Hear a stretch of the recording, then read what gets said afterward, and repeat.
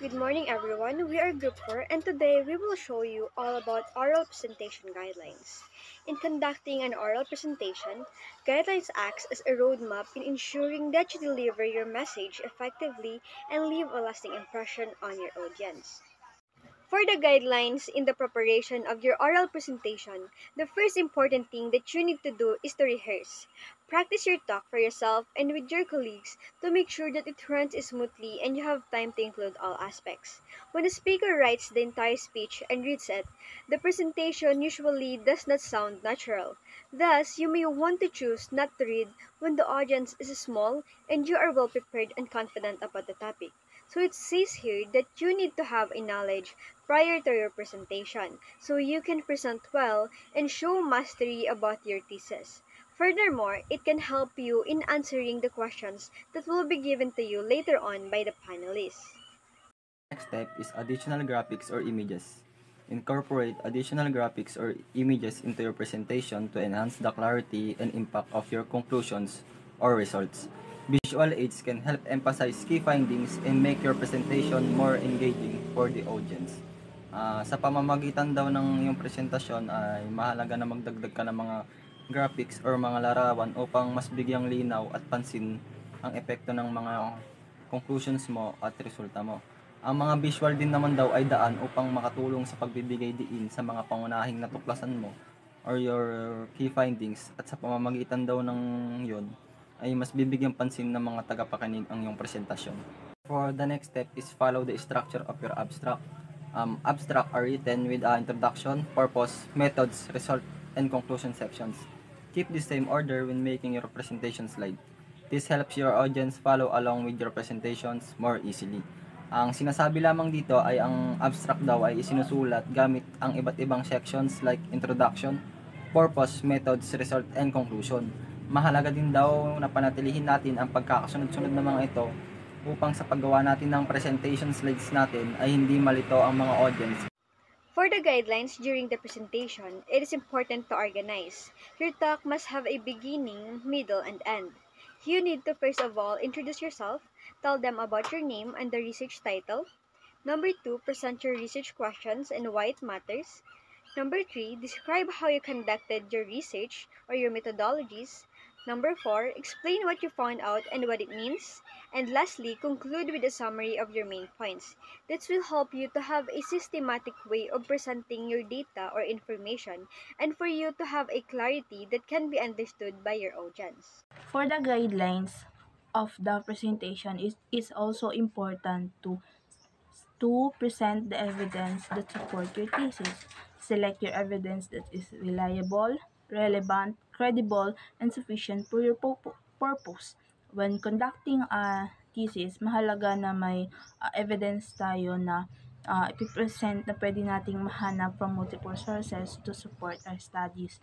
For example, yung RRL or the Review of Related Literature, which is organized and summarized writings of previous works. You can find these reliable informations from different websites of published articles such as Google Scholar, ResearchGate, Science Direct, at iba pa.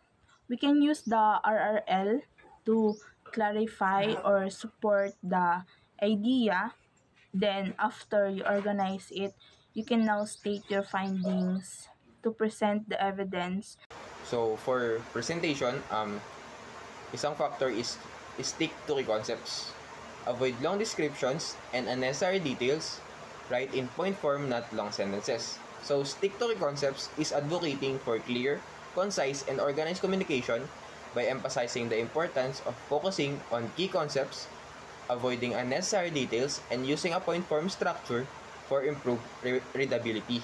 So, unang sinasabi dito sa stick to key concepts is avoid long descriptions and unnecessary details. Kasi syempre sa presentation natin, hindi natin kailangan lagyan ng mga unnecessary details. Kung ano lang yung pinaka-key concept or pinaka-topic na gusto nating iparating sa mga viewers or readers natin, yun lang yung gusto nating ilagay doon para hindi na natin sila kailangan pahirapan na magbasa ng napakahaba, tapos sila pa iintindi if ano yung topic or ano yung idea na gusto mong iparating sa kanila.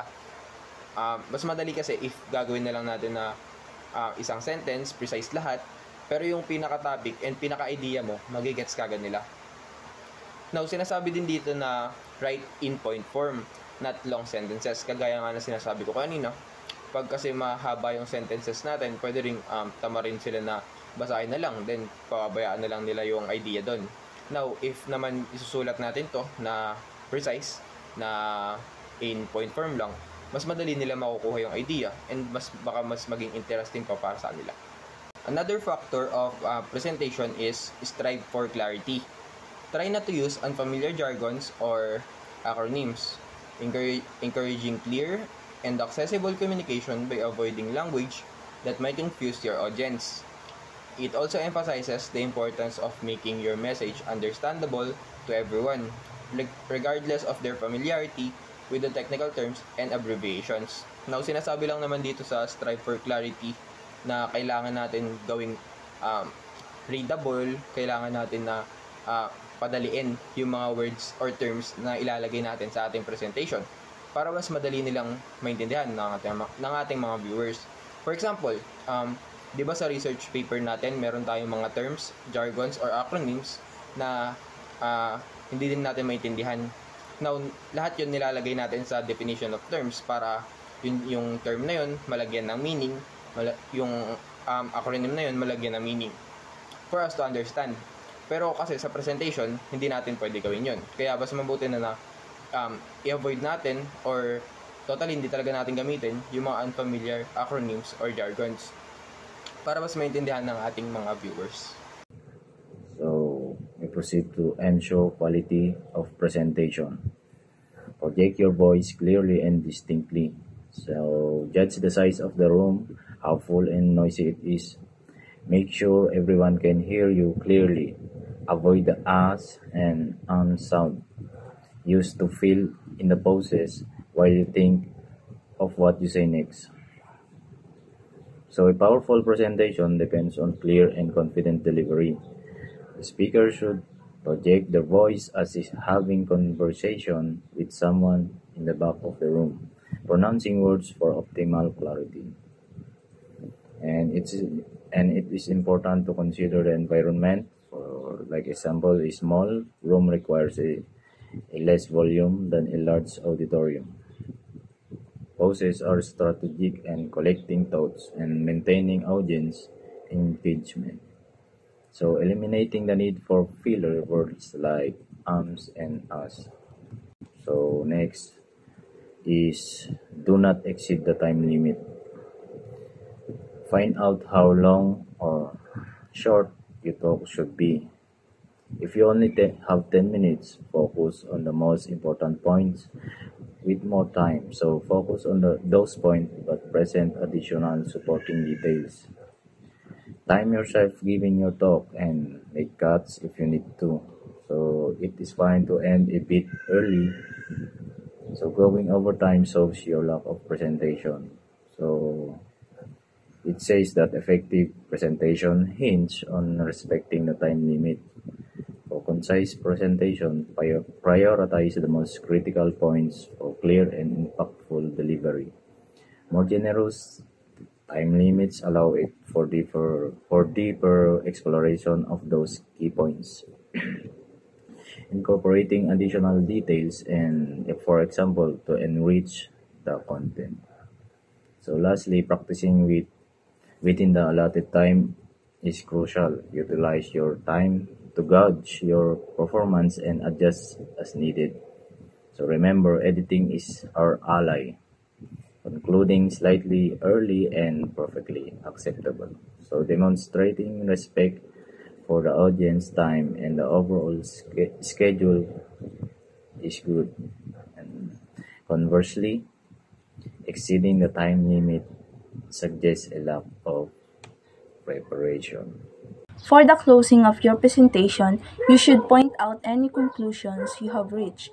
Do not just present the data and leave the audiences to draw its own conclusions. The audience should remember your main ideas of the topic after summarizing what you have concluded from your work.